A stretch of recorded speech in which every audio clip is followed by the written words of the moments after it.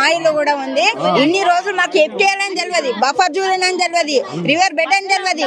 మేము తీసుకున్నప్పుడు ఇది ఎఫ్టీఎల్ ఉంది తీసుకోవద్దని ఏడ బోర్డు పెట్టలేదు, బఫర్ జూన్ అని ఏడ బోర్డు పెట్టలేదు. మా పర్మిషన్ ఇచ్చినప్పుడు లోన్లు ఇచ్చినప్పుడు బఫర్ జూన్ ఏమని అనలే. అన్నింటికి మాకు హెల్ప్ చేసిన ప్రభుత్వాన్ని అన్ని పోయి ఇప్పుడు కేసీఆర్ పోరాడి నిరార దీక్షలు చేసి ఈ తెలంగాణ తెచ్చిండు కదా, తెలంగాణ తీసుకొచ్చి ఆయన పోరాడి తెలంగాణ తీసుకొచ్చిండు కదా. ఈ దొంగ ముండ కొడుకు కోసమేనా తెలంగాణ తెచ్చింది? దొంగ నవీడు, బందిపోడు దొంగ నవీడు, ప్రజలను ఇట్లా చేసి మమ్మల్ని అందరినీ రోడ్డు మీద కేసి ఇదంతా చేసి ఎవరి కోసం దోసుకుంటుండు. వాళ్ళు లోపల వేసుకొని మేము ఎన్నుకున్నది వాని కోసమేనా? ఎన్నుకున్నది వాని కోసమేనా?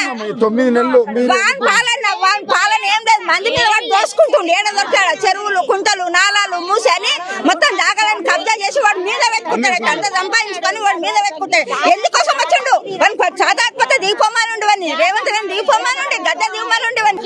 అందరం పంటాం కదా, అన్నప్పుడు వచ్చి అన్ని ఉద్యోగులు వచ్చి మా ఇంటి మీదకి వెళ్ళి అన్ని తీసుకోమని ఇంట్లో కాదు మమ్మల్ని కూర్చి ముసలేయమనండి. అంతే ఇక వాళ్ళ చాతనేది అంతే, ఇంకేం లేదు. మనం రోడ్డు మీద డబుల్ బెడ్రూమ్ ఏదో నేను అనేది ఏంటంటే ఇన్ని సంవత్సరాలలో ఏ ముఖ్యమంత్రి మీ యొక్క ఇల్లు ఇవన్నీ మంచిగా చేసిండు.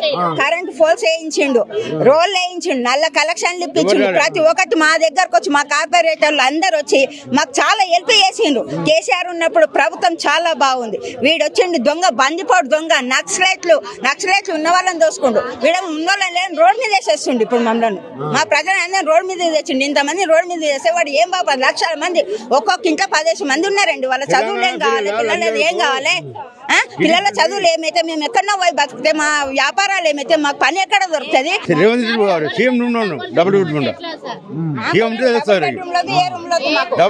కోట్ల రూపాయల లోన్ తీసుకుని కష్టపడి అన్ని చేసుకుంటే ఇప్పుడు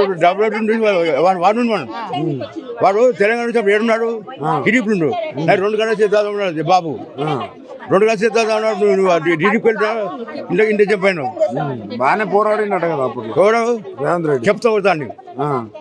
వాడు బాబు ఏమండు 2 గంటల సిద్ధాంతం అది, మేము తెలంగాణ ఈ మన చెప్పము వద్దని చెప్పండి. ఆరోగ్యం కూడా బాగాలేనట్టున్నది.